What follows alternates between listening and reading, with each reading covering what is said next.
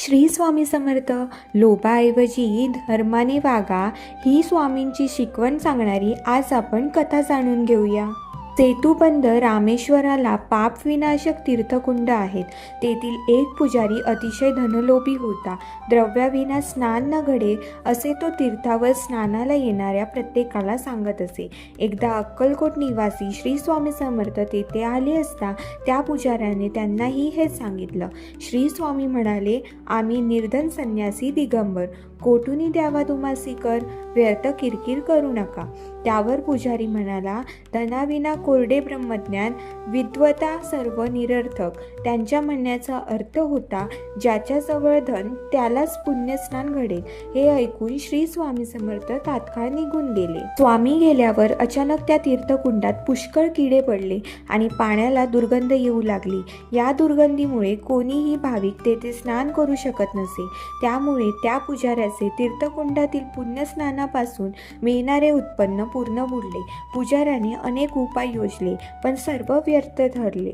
कंटाळून हा पुजारी शृंगेरी मठाच्या शंकराचार्याकडे गेला आणि त्यांना घडलेला सर्व वृत्तांत सांगितला.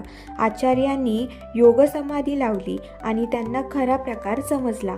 आचार्य पुजाऱ्याला म्हणाले, श्री स्वामी समर्थ हे कलियुगातील साक्षात परमेश्वरच आहेत.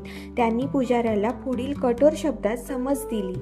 धनलोभे पूजिता देव त्रिकाल, धनार्थ लोकांचा करीती छळ. ब्रह्माकुळी जमुनी कृत्ये अमंगल, आचरिता कैशी दुर्मती.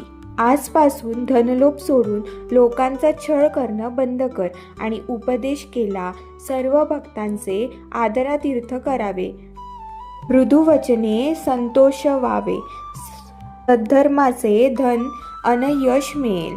नंतर या पुजाऱ्याने श्री स्वामी समर्थांच्या चरणावर लोटांगण घातले आणि क्षमा याचना केल्या. श्री स्वामी समर्थ म्हणाले, शंकराचार्याच्या बोधामृताप्रमाणे वागाल तरच इहलोकी कल्याण होईल. भाव तसे फळ, जशी भावना तसा देव. स्वामींनी पुजाऱ्याच्या मस्तकावर कृपा वरदहस्त ठेवला.